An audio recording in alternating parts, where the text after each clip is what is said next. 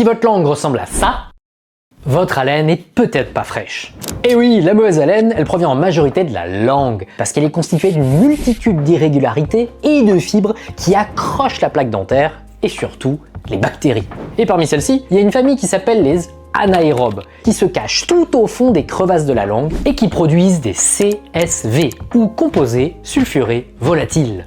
Retenez bien, on a tous des bactéries en bouche, mais si les anaérobes s'accumulent sur la langue, alors elles vont produire des CSV, et je peux vous dire que personne voudra vous approcher. Alors mon conseil, il est tout simple, ajoutez à votre routine d'hygiène dentaire l'utilisation d'un gratte-langue pour retirer les résidus. Il y en existe plusieurs modèles, et mes préférés, ce sont ceux qui sont faits de cuivre, parce que c'est un matériau antibactérien.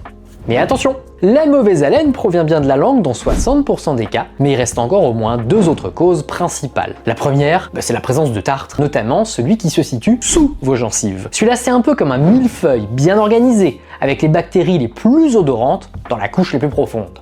Donc même si vous essayez d'avoir la meilleure hygiène bucco-dentaire, n'oubliez pas d'aller chez votre hygiéniste au moins une fois par an pour retirer tout le tartre. Et enfin, il peut arriver que vous ayez des caries dans lesquelles s'accumule la nourriture ou les bactéries, ou encore des dents de sagesse infectées sous vos gencives sans que vous ayez de douleur. Allez les faire traiter par votre dentiste et vous verrez que votre haleine va rapidement s'améliorer.